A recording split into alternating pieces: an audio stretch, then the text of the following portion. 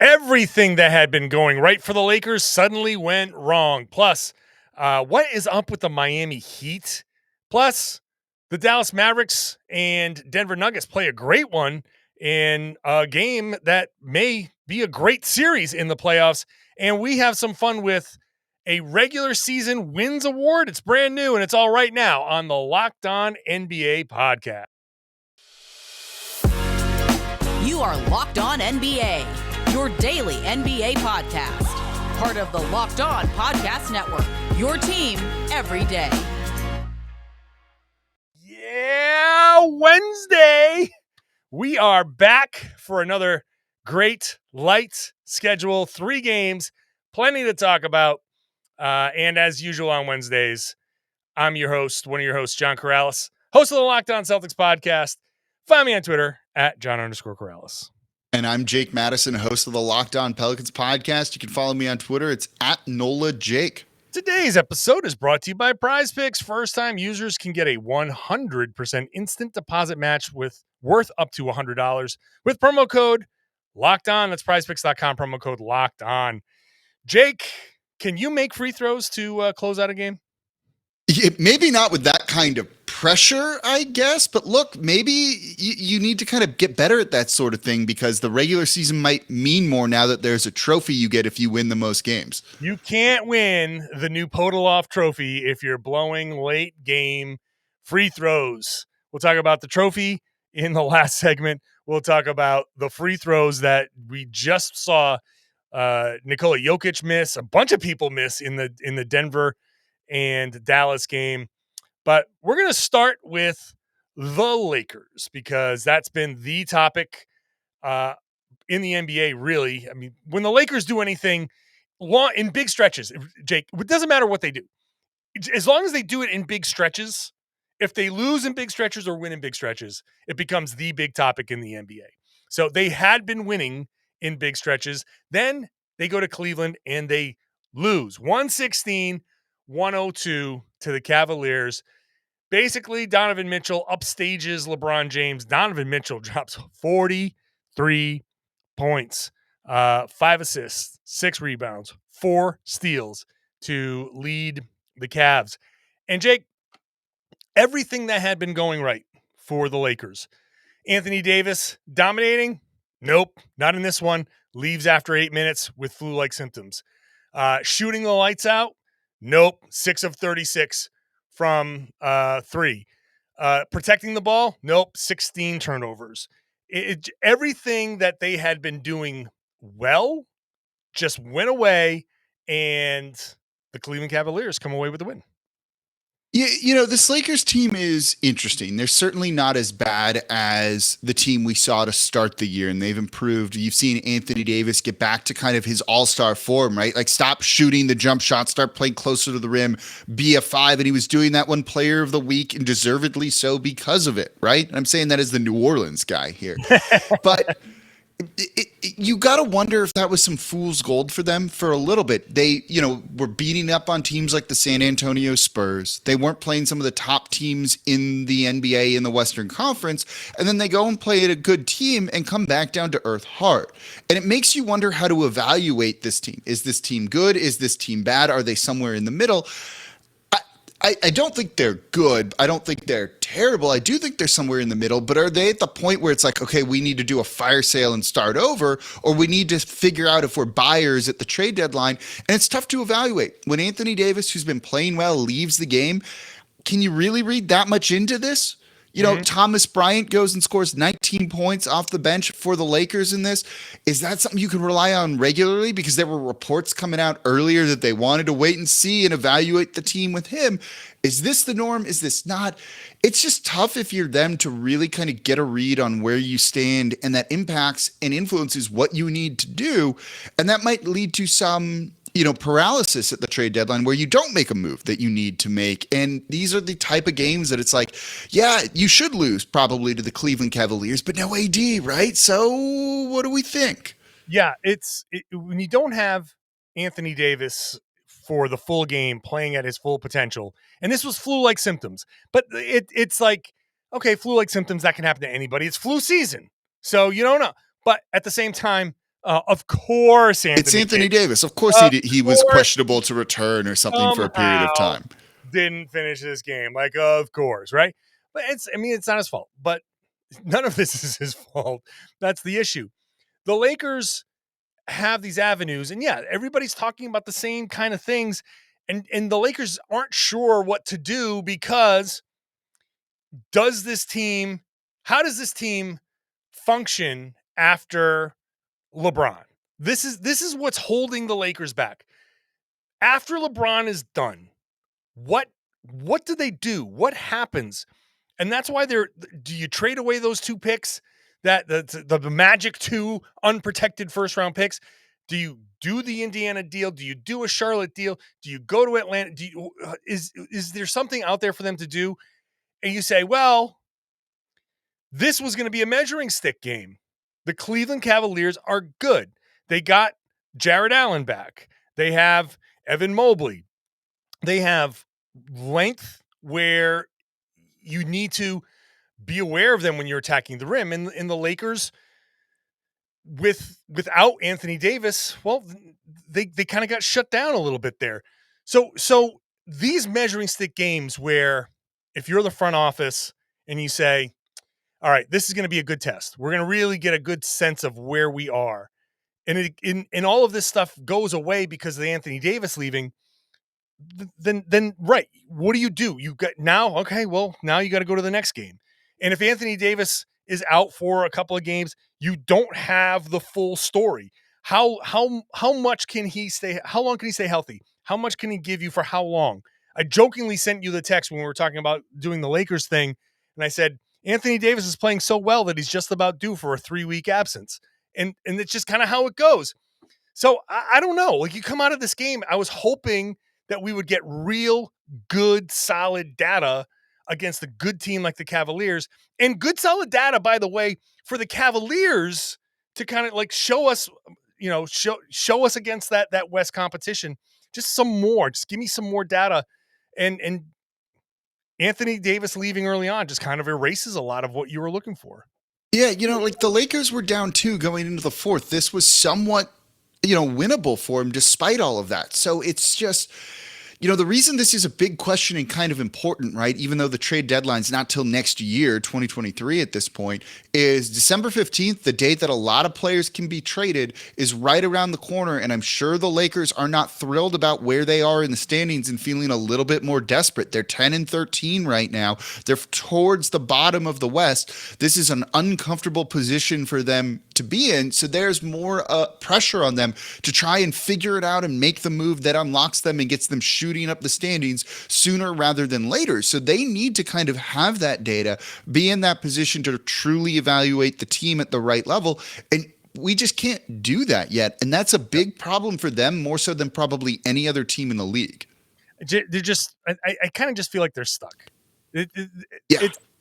Maybe we're wrong. Maybe we're wrong here. Maybe we do have all the data. Maybe we have everything that we need to know, because you know what? Maybe the fact is that no matter what it is, Anthony Davis isn't going to be reliable enough. He's just not.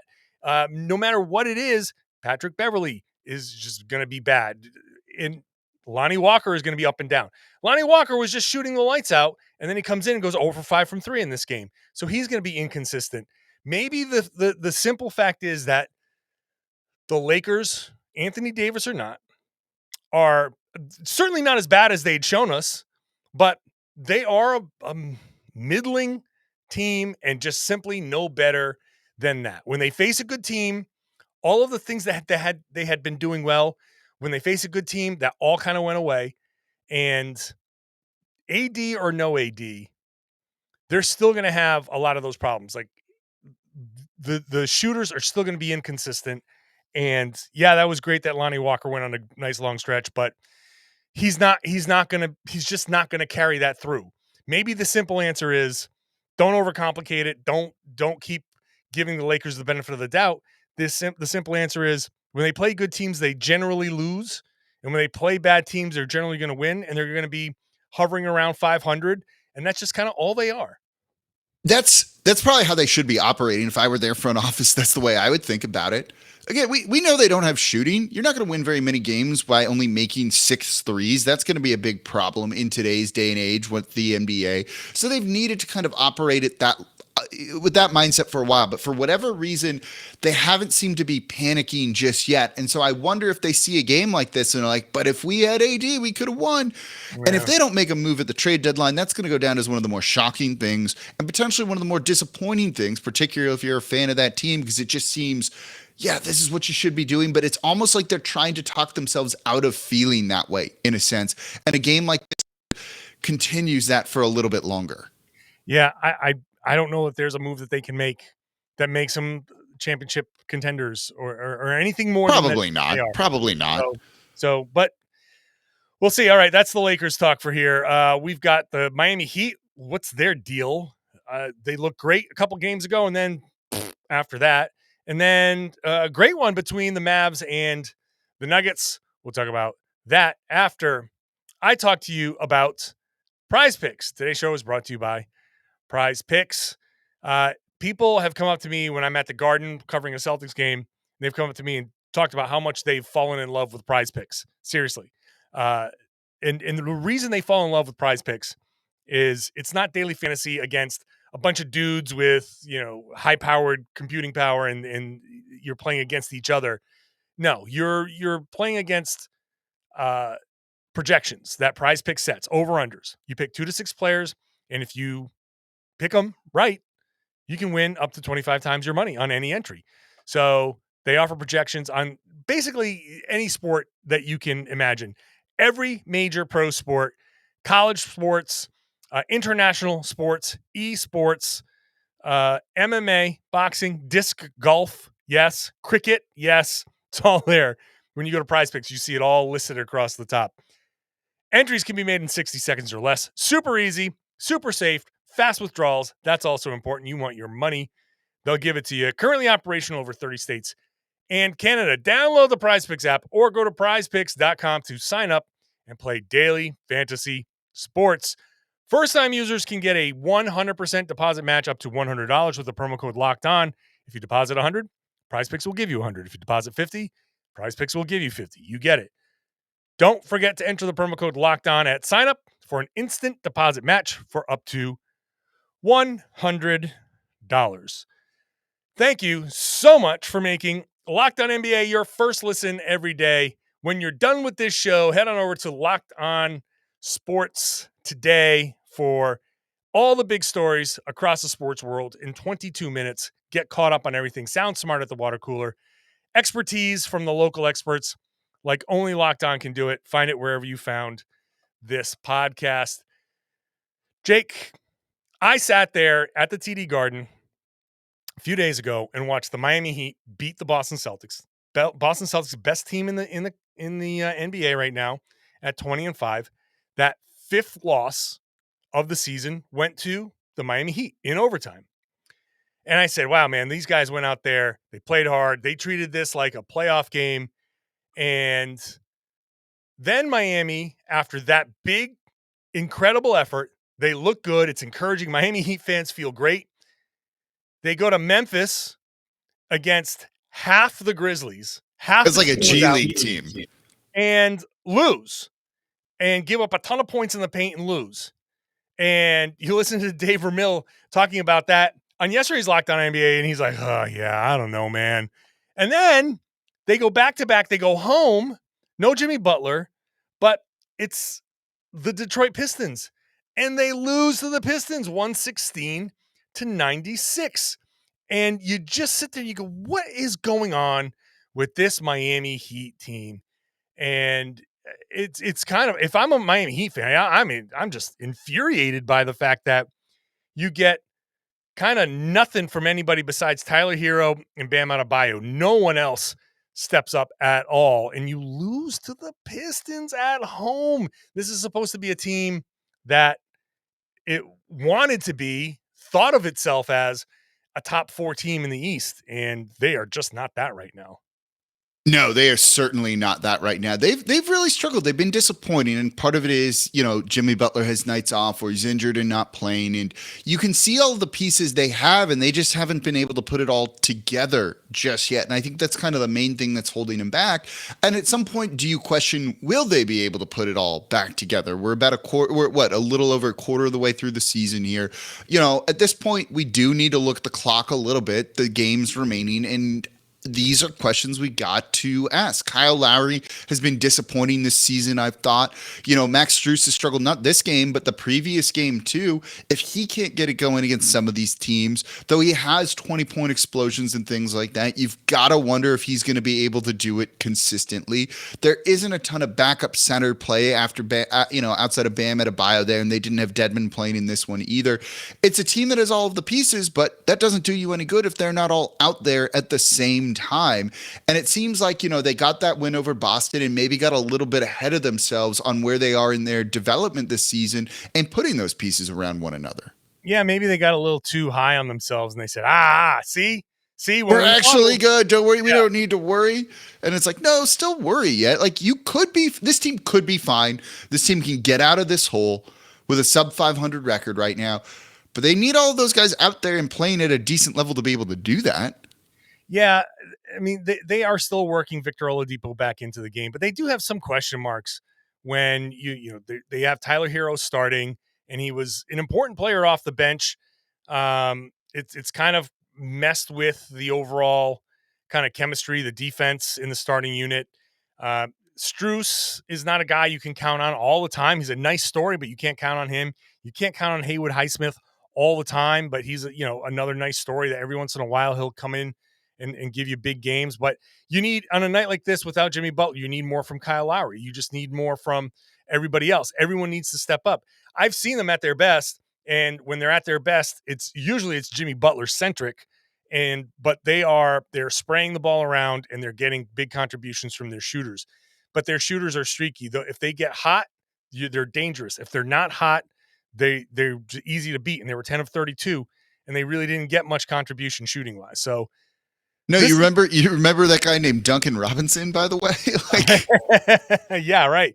15 minutes in this game. He did nothing. 5 points. No, he's coming back from injury, but he hasn't done much for them. No. At any point this season, he's making between $16 and $20 million on this contract, right? Those are the type of things that also limit you in your ability to improve during the year. And I think that's one of those things that could also hold this Heat team back. And my final thought on this is that I just wonder maybe if the magic in Miami has kind of run out a little bit, because for so long, Spoelstra has been able to maximize everybody.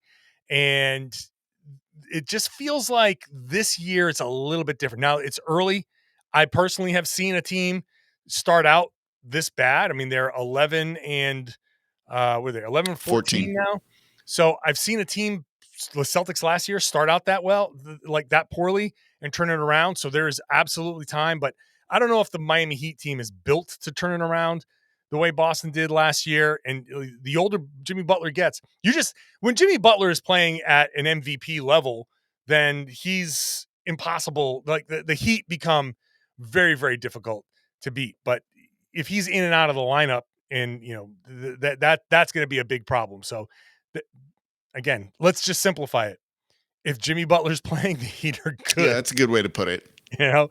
So let's keep it simple. Getting over to the last game of the night, when Luka Doncic gets some help, the Mavericks are good.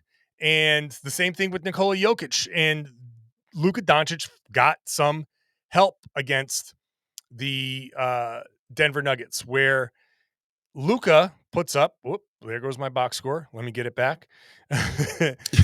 Luka goes for a 22, 12 assist, 10 rebound, triple-double. But the bigger story is Tim Hardaway, 29 points, shooting the lights out, 6 of 8 from 3.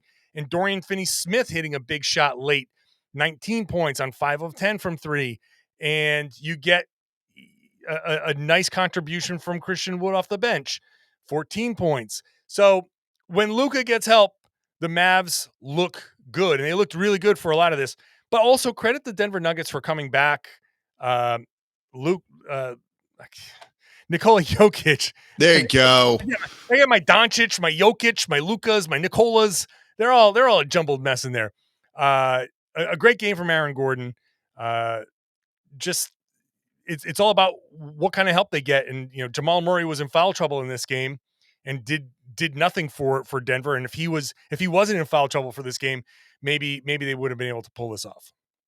Yeah, look, the story of this one, right, is if Luka has a little bit of help, he is so good that this team will go pretty far and win a lot of games. Tim Hardaway was great. They needed his shooting in this one. Dorian Finney-Smith hitting that big-time shot late in the fourth, that it kind of put him over the edge and put him in the driver's seat to close this one out, was massive. And if he doesn't get that kind of help, then they're going to be a team that's going to be on the fringe of the play-in tournament, that's going to get in because of Luka's greatness and doesn't really have a chance at a title this year. And it's going to kind of remind you of the 16-17 season with Russell Westbrook. He won MVP for the triple-double numbers, but that team wasn't going to go anywhere and didn't really do anything, and that was part of the problem, right? Like, that's the way I see this kind of going. They need to get a little bit more. Christian Wood has been good, but at times he's unplayable. He works off the bench, but does he need to take another role?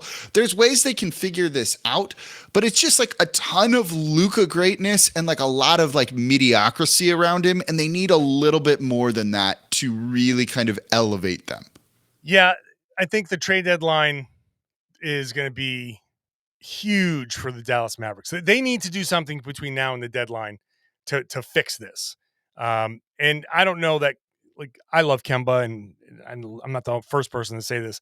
I don't know that he's the answer. Hopefully he can be an answer for them. That would be very helpful for them. But they definitely need some stability there in that lineup. And the same goes for Denver. They're playing without Porter, and so that hurts them. This Western Conference is so wide open. The Suns lead it, but does anybody feel confident in the Suns coming out of the West? New Orleans has climbed up to a half game out of. Dude, your Pelicans are almost they're good right now. Conference leaders. They might be after the games tonight. They play the Pistons, and the Suns take on your Celtics, right? Yes, Suns. So you could see the Pels in first place in the West after Wednesday night. That would be something. Go listen to Locked On Pelicans where we talk about this stuff. But no. To your point, the West is wide open this year. It's there for whoever wants to take it. Yep. I do feel okay about Phoenix right now, but Memphis has been a little bit streaky, but they also have big moves they could make to go bring in another big name player. Sacramento's rising, and it seems like they're a real fun team. Could be legit this year. It's just whoever wants this, go out and take it and grab it, and it's going to be yours, it feels like, or you can at least make a run to the conference finals. And all of these teams just aren't ready to kind of make those moves just yet, or they're still trying to kind of figure themselves out, right? Like, you're still trying to kind of get Jamal Murray worked back in a little bit. You still have Jokic there, and it's just, you need some help. Also, just make your free throws, and this isn't a big deal, and maybe the conversation's a little bit different here too. For sure. We're running out of time here to talk about this game. So Locked On Mavericks, Locked On Nuggets, also Locked On Heat, Locked On Pistons, Locked On Lakers, Locked On Cavs. All of those will have you all covered. Locked On Game to Game, if you want it all wrapped up into a nice little tidy bow, all of those hosts are going to give you a little bit, a minute long kind of in-depth for a minute recap on Game to Game. It's right here on this Locked On NBA feed. All right, Jake, you ready for your participation trophy? Oh, yeah. That is coming up next in our Real or Fake. I'll tell you what's very real, though. BetOnline.net. Your number one source for sports betting information, for stats, for news, for analysis. It's all there at BetOnline. You can get your odds, trends for every professional or even amateur league that's out there.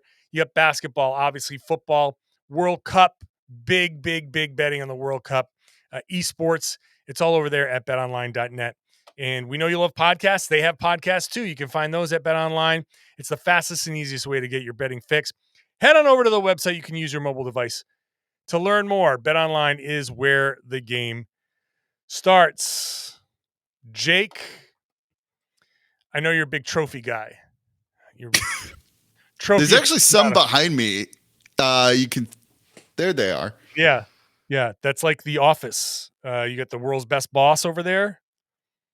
I'm gonna grab them. What's One's this? like a little. My girlfriend did all this. They're just little like basketball trophies. I actually have not even looked to see what they say. It's from 1941, which is kind of cool. Oh, so maybe that's one of mine. That's third place. That's not great. That's definitely one of mine.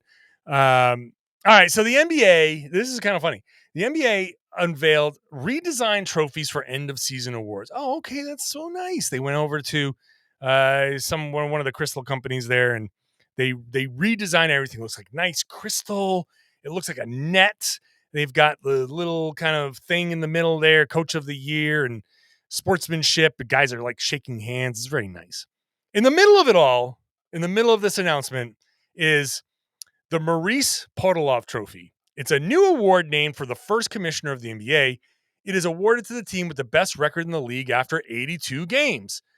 The trophy features a crystal ball cut into 82 panels sitting on a pedestal that combines the structures of the Eastern Conference posts and the Western Conference rings. I have no idea what the Eastern Conference posts or the Western Conference rings are. If anybody does know what those things are, put it in the comments because I have no clue.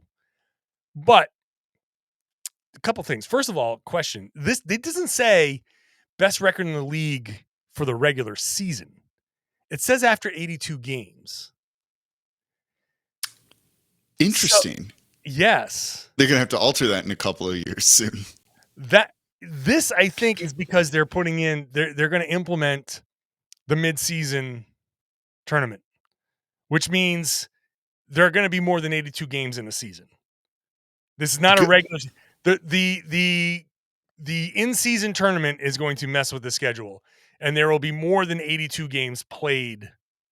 Yeah, that's fair. Well, good luck with all of those negotiations and this trophy now. But okay, I'll let you process that for a second. But this is our time where we play real or fake. And so as you process that information, and maybe this colors your answer a little bit, the statement is, Jake, real or fake? Teams will actually be happy to accept this award.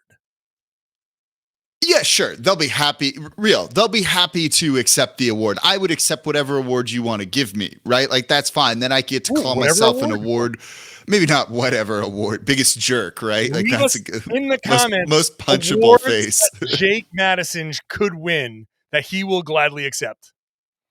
You know what? Screw it. Yeah, I want to be an award winner. I'll take whatever. Bring him to me here, right? Sure. So real or fake? Like, yeah, it's real. They'll gladly take this. It's fake as in this will matter to teams and motivate teams, right? This, of all of the things the NBA could do, this is what's going to stop load management for Kawhi Leonard because he wants this trophy that's going to go to the Clippers. This isn't even a player award. This just goes to the team, right? Like, do they get one of this? Does this come with a big fancy like check for them? Like, this is so unnecessary and doesn't need. We just don't need this, right? Like, what does this solve? Right, what is the point of this? We don't need it. There's zero. No one cares. We already say the regular season doesn't matter here, right? Well, this doesn't add any more meaning. Just because it is a trophy doesn't mean the regular season matters now. Can you sell it for $5 million that gets split amongst the team? Like, can you do that? Or so all the jokes that were out there were all Phoenix based. Like all the Phoenix jokes that I saw. Yeah, that makes sense. I mean, you texted me that, and I made a Phoenix joke. I made the Phoenix joke responding to you in the text. Yeah, the Suns are going to finally win something. Yeah, finally. And you know, people were saying, "Oh, Chris Paul." I see people tweeting out the picture of Michael Jordan hugging the trophy after he wins the championship, and it's like Chris Paul after he gets the regular season award. It's just too many jokes. It's like the Colts banner, right? Of like AFC finalists in like whatever year, even though they didn't win. And it's like, you really going to kind of hang that up if you didn't do anything in the postseason or didn't make, you know, the championship or didn't even win the championship. Someone tweeted at me the other day being like, Pelicans have like the best net rating in the league and it's November. And I'm like, who cares? Yeah. Like nice stat, I guess, but like, good. I was like, yeah, hang the banner in the Smoothie King Center for that, right? Best net rating, November 2022. Yeah, I'm going to say it's fake. Like, I don't think the teams that get the best record in the NBA after 82 games are going to say, great, that's nice, thank you. And just like put it somewhere off into the, like, that this trophy will end up in some video coordinator's office. Like, that's where it's going to go. It's not going in the team trophy case. It's not, or maybe some owner, maybe one of the minority owners. You know what this is actually? This is going to be a great trophy to give to the person who's kicked in like $10 million and owns 0.5% of the team. And you go, here you go. You get this trophy. And you're like, oh, that's awesome. That's the person who's going to be happy to get this trophy. But the team that at the end of the regular season is like, thanks, we got another trophy that we want to win. So we don't care about this at all. Right, because coaches always love their players being reminded how good they are and for them to get complacent, right? Because everyone is like, oh, we were the 1 seed. We're awesome. Let's go into the postseason thinking we're the 1 seed and how great we are, right? Like, that's always something that coaches do. Let's put this trophy right. Let's give it its own seat on the plane. Let's buckle it up and remind ourselves how awesome we are, because they love stuff like that. This is the dumbest thing. It's the dumbest thing. Yeah, I don't know why. I don't. Sorry, Maurice. I'm sorry too. Yeah, I don't know why it exists. It's not going to be something that, if anybody tries to do a presentation for this trophy, like, it's basically going to be the commissioner saying, "You better get somebody notable out here for this presentation, because otherwise, you're not going to be on national TV." Like, it's going to have to be like a background threat to accept this trophy, because no one's going to care about this. I'm telling you, it's going to be like the team trainer, the assistant trainer, out to accept the NBA's best record award.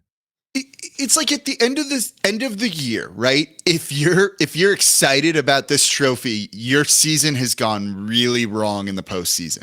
You flamed out of the playoffs. You were disappointing if you're like, but we got that. We had the most regular season wins. And then someone's like, well, we won the NBA title. Yeah. And you feel bad now. No team should post this trophy on their social roasted media. Do not post this. Just a pro tip. Do not post a picture of this trophy on your social media. Don't do it. I mean, unless it's next to the only acceptable one is this trophy, your conference trophy, the NBA trophy. Yes. Like, if you line them up, you can then say best regular season, best postseason, NBA champions. That's the only acceptable photo. Yeah, that's fair. For this. I agree with that. Other than that, if a photo of this thing comes out and somebody else is the champion, that social media person should be fired. Oh, do it. I dare someone. Let's have some fun on Twitter. We always need that. All right. Well, we've had a lot of fun on this podcast. Enough fun that I think it's an acceptable time to wrap this up. So, on that note, I want to say thank you, everybody, for listening and watching and all of that stuff. On Wednesdays, we're your hosts. I'm John Karalis, host of the Locked On Celtics podcast. Find me on Twitter at John_Karalis. And I'm Jake Madison, still willing to accept any trophy you want to give me. You can follow me on Twitter at NolaJake. Fill the comments with trophies that Jake Madison can win, or tweet us with trophies that Jake Madison can win. I want to hear all of that. Nick and Pat, the designer, tomorrow, make sure you're subscribed. Get this podcast directly to your device, and get the show on YouTube, and share the podcast. Tell your friends and family and everybody they should be listening to and watching the Locked On NBA podcast here on the Locked On Podcast Network, your team every day.